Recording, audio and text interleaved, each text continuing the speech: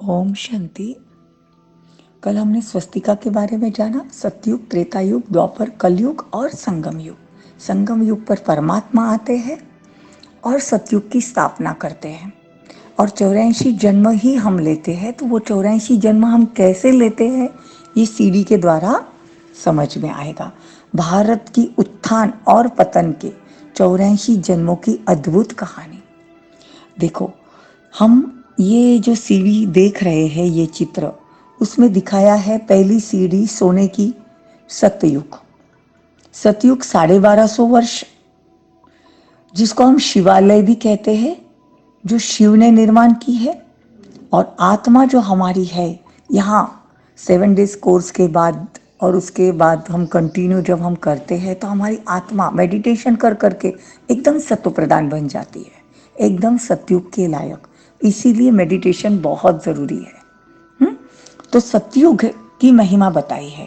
सतयुग 1250 वर्ष। वंश कौन सा रहता है वहाँ पे? सूर्यवंशी रहते हैं। और उन देवताओं की महिमा, लक्ष्मी नारायण का राज होता है। 16 कला संपूर्ण, संपूर्ण निर्विकारी, मर्यादा पुरुषोत्तम, अहिंसा परमो धर्म। ये देवताओं की महिमा है। घराना कौन सा? देवताई घराना। देखो ध्यान से सुनो। 1250 वर्ष में जन्म कितने? सिर्फ 8। और जनसंख्या मतलब वहां लोग कितने होंगे? सिर्फ 9 लाख। ध्यान से सुनो, 1250 वर्ष में जन्म सिर्फ 8, मतलब एक एक की आयु 100-150 वर्ष। 150 वर्ष तक की लोग देवताओं की आयु, लंबी आयु। खुद को वो वहां पे आत्मा समझते हैं, तो उनको शरीर छोड़ने पर भी साक्षात्कार होते हैं कि हम नया चोला लेंगे। वो आत्मा अभिमानी होते हैं। दूसरा, 8 जन्म हम बोलते हैं ना, गोकुल अष्टमी। गोकुल अष्टमी का अर्थ क्या है? कृष्ण के 8 ही जन्म जो है वो गायन योग्य है।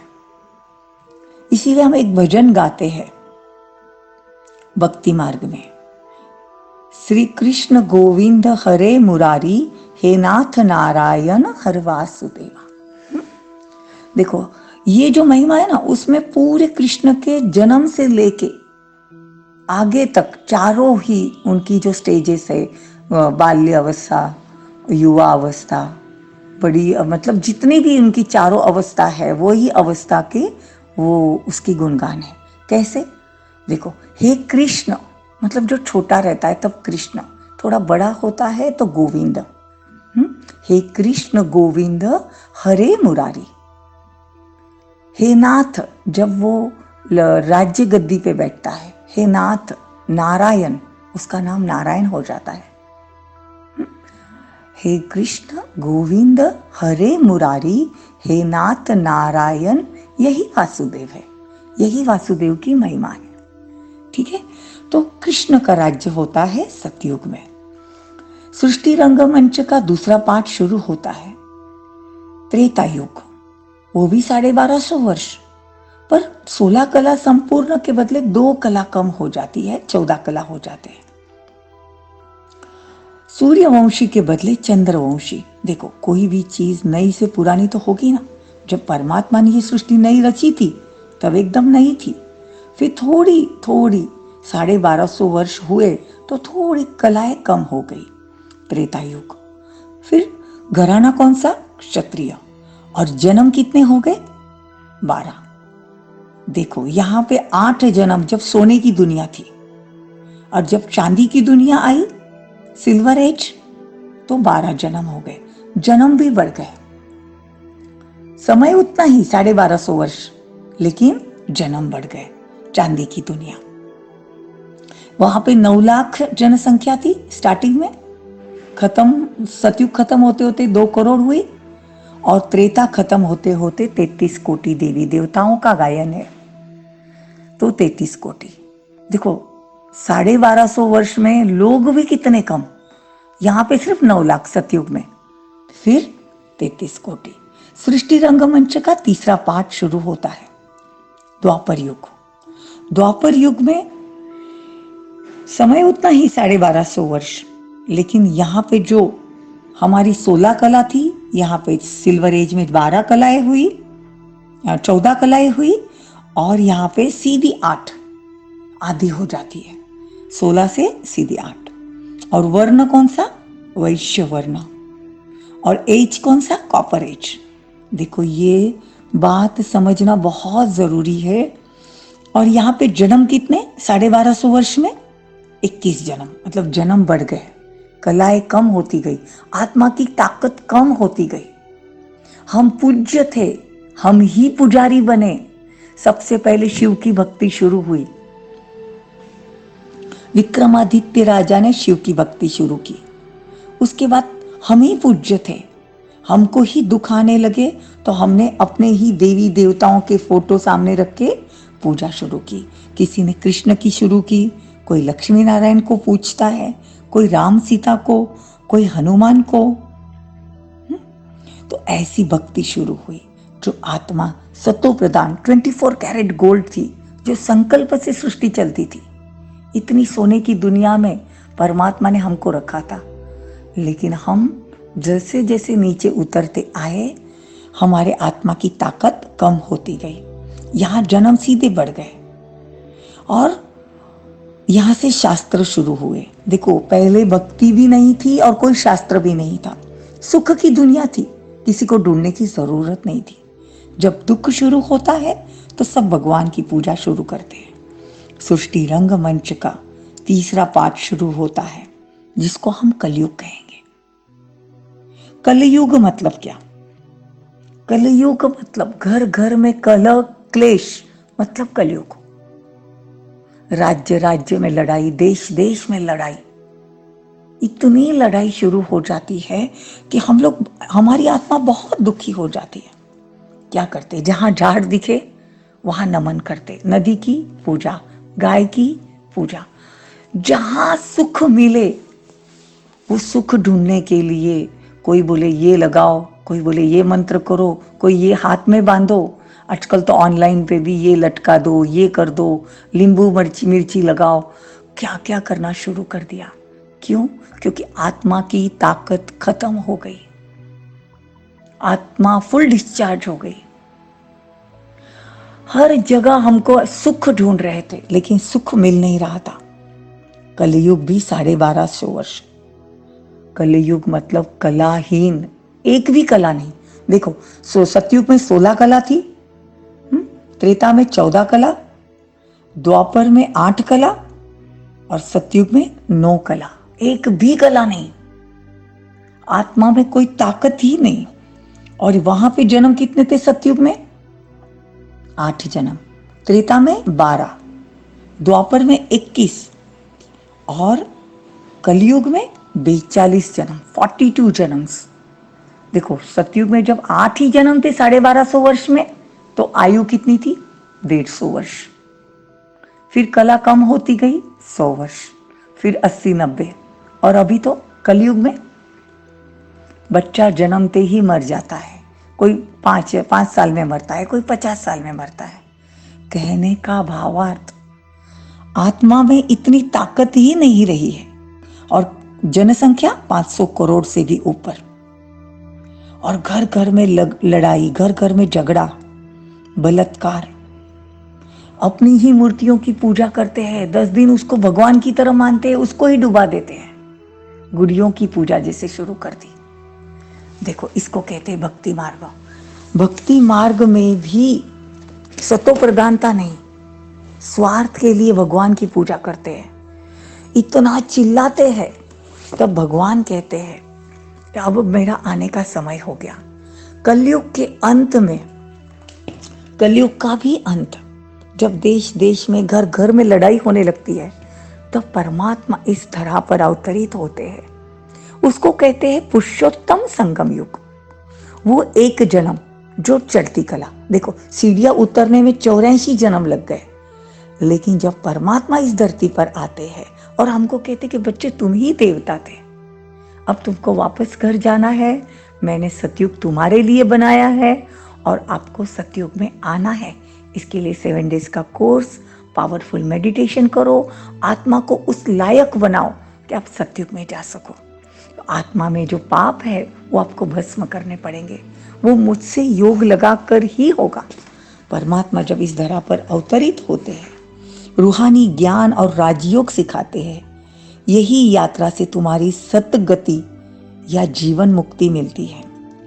पर 84 जन्म कैसे हुए? देखो, अभी हमने 84 जन्म काउंट करेंगे। सतयुग में कितने? 8। त्रेता में कितने? 12। कितना हुआ? 8 और 12 20।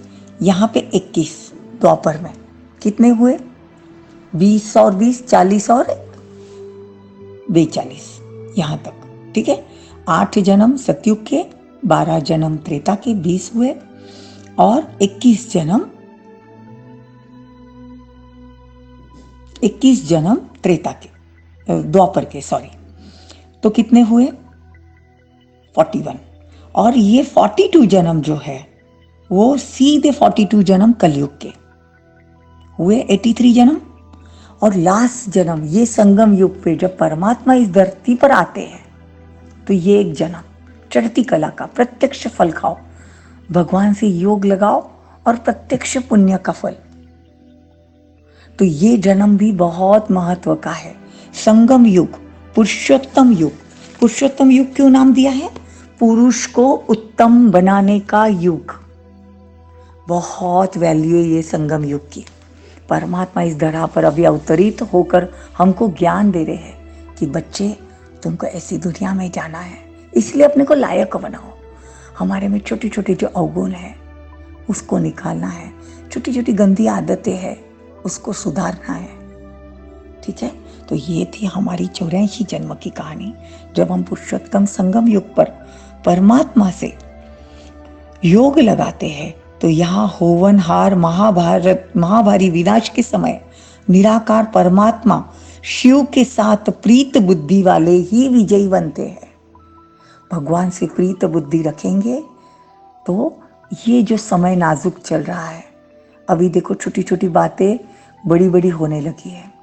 पहले भूकंप होते थे तो ऐसा लगता था चलो वापस ठीक हो जाएगा, लेकिन अभी देख रहे हैं समय बहुत नाजुक चल रहा है।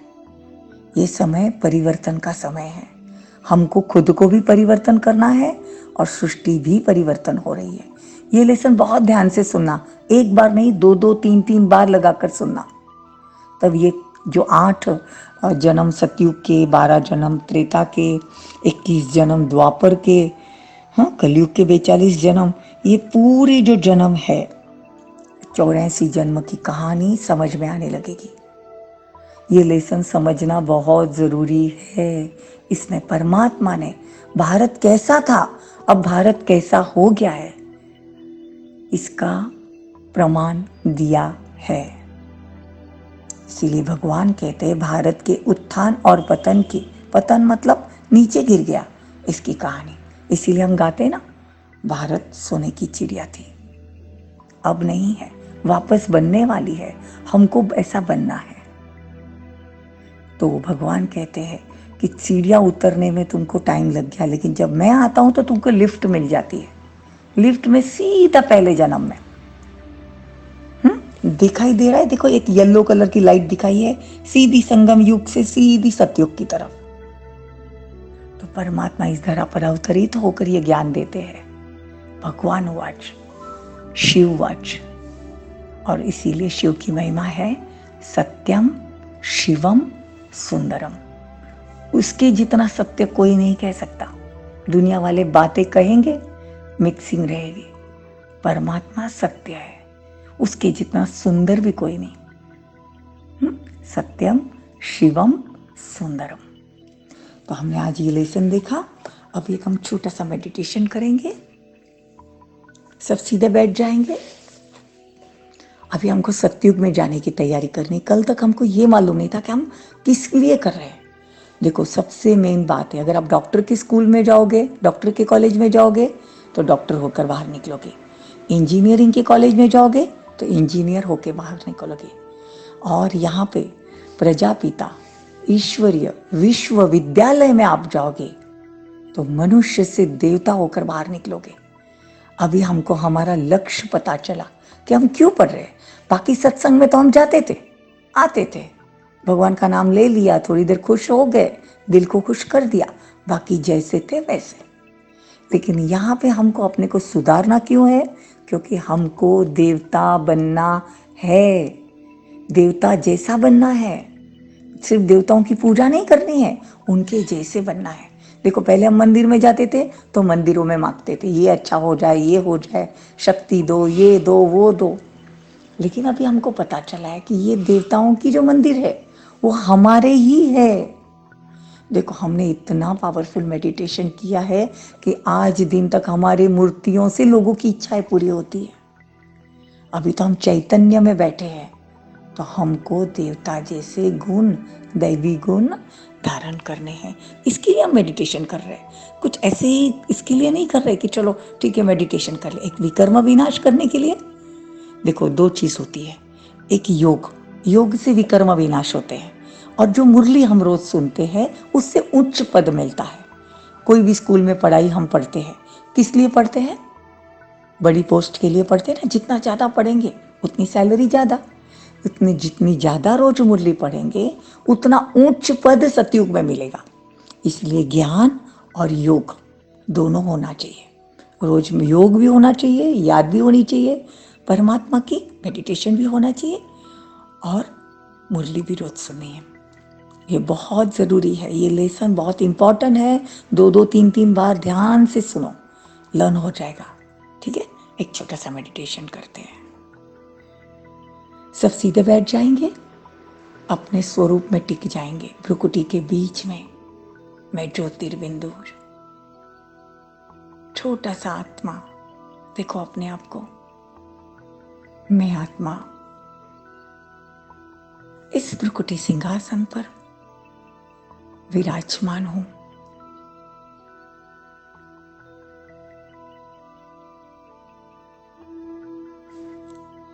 मैं आत्मा बहुत शक्तिशाली हूं।